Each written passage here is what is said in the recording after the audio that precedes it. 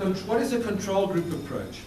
Okay, let's imagine that you are a company that doesn't have particularly good stock accuracy. You would like to start doing cycle counting, but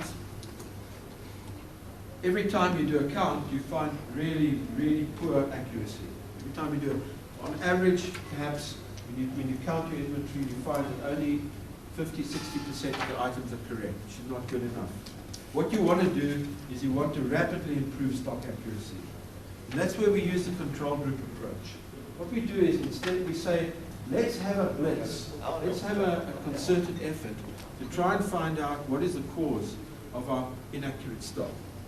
And the way of doing that is you put together a group of items consisting like a sample of the items you've got in the store. Okay, so you take a sample of your raw materials, you take a sample of your finished goods, you take a sample of low-value items, a sample of high-value items, you take a sample of bulky items, you take a sample of small items, you take a sample of items that you think might get easily stolen, and you take a sample of items that you know nobody's interested in stealing. And you put together this what we call a control group. So maybe if you're in a big warehouse and there's 10,000 line items, 10,000 SKUs, your control group might consist of 1,000. So 1 in 10 sample. Okay? Now what you do is every day you go out and you count those same 10 items. And what you're trying to do is you're looking for the root causes of stock accuracy problems. Okay? Every time you count one of those items and you find that the stock record is incorrect, you go and analyze what was the root cause. And then you take some kind of management action to prevent that root cause from happening again. So you ask the question why over and over until you get to the bottom, to the underlying cause.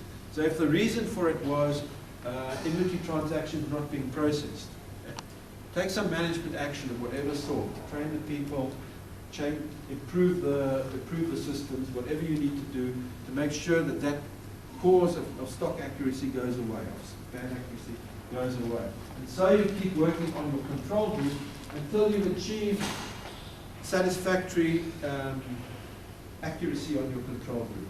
Okay? And it might take days, weeks, or months. It depends on the company. And once your control group is accurate, okay, then what you can do, then you can start doing cycle counting on the full stock.